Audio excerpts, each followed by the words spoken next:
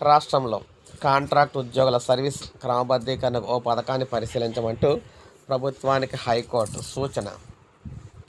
Contract తాత్కాలిక ప్రాతిపదికన పనిచేసే ఉద్యోగుల సర్వీస్ క్రమబద్ధీకరణకు ఓ పథకాన్ని తీసుకొచ్చే అంశాన్ని పరిశీలించాలని ప్రభుత్వానికి హైకోర్టు సూచించింది. అంతేకాకుండా ఇలాంటి ఉద్యోగుల అభ్యర్థనను పరిశీలించడానికి ఆయా శాఖల్లో కమిటీని ఏర్పాటు చేసే అంశాన్ని కూడా పరిశీలించాలని చెప్పేసి సంబంధిత యంత్రాంగంతో చర్చించాలంటూ అడ్వకేట్ జనరల్కు సూచించింది. కాంట్రాక్ట్ సర్వీసులో ఉన్న ఉద్యోగిని తొలగిస్తూ జేఎన్టీయూ జారీ చేసిన మెమోను సవాల్ చేస్తూ ఏ నరసింహ అనే ఉద్యోగి హైకోర్టులో పిటిషన్ దాఖలు చేశారు. దీనిపై విచారించిన సింగిల్ జడ్జి జీవో 212 ప్రకారం పిటిషనర్ సర్వీసును క్రమబద్ధీకరించాలని ఆదేశిస్తూ యూనివర్సిటీ మెమోను అయితే కొట్టేశారు.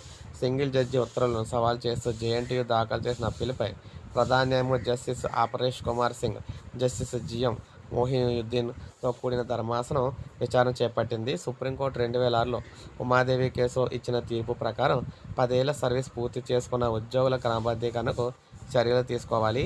జార్ఖండ్, ఉత్తరాఖండ్, ఉత్తరప్రదేశ్ తదితర రాష్ట్రాల్లో ఇప్పటికే ఓ పథకాన్ని రూపొందించారు.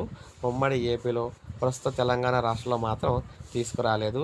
1994లో జారీ చేసిన జీవో 212 మినహా మరో పథకం లేదన్నమాట. ఉమాదేవి కేసు తర్వాత కూడా సుప్రీంకోర్టు పలు మార్గదర్శకాలు జారీ చేసింది.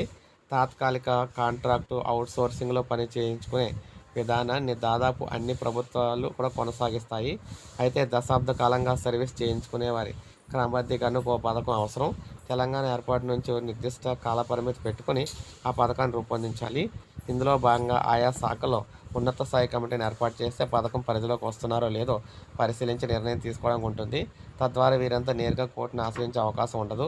ఓ కట్ ఆఫ్ తేదీ నిర్ణయించి ఆ పైన పనిచేసిన వారిని క్రమబద్ధీకరించడం, లేదంటే వారిని సర్వీస్ను తొలగించడం వంటి నిర్ణయం తీసుకోవచ్చు. దీనిపై సంబంధిత అధికారులతో చర్చించి నిర్ణయం చెప్పాలని చెప్పేసి అన్నారనమాట. సో ఈ విధంగా మనకి కాంట్రాక్ట్ అవుట్సోర్సింగ్ ఉద్యోగులందరికీ కూడా హైకోర్టు అయితే వరంలో అయితే తీర్పు ఇచ్చిందనమాట. సో ఇది మనకి అప్డేట్. ఒక లైక్ చేయండి, సబ్స్క్రైబ్ చేసుకుని మన ఛానల్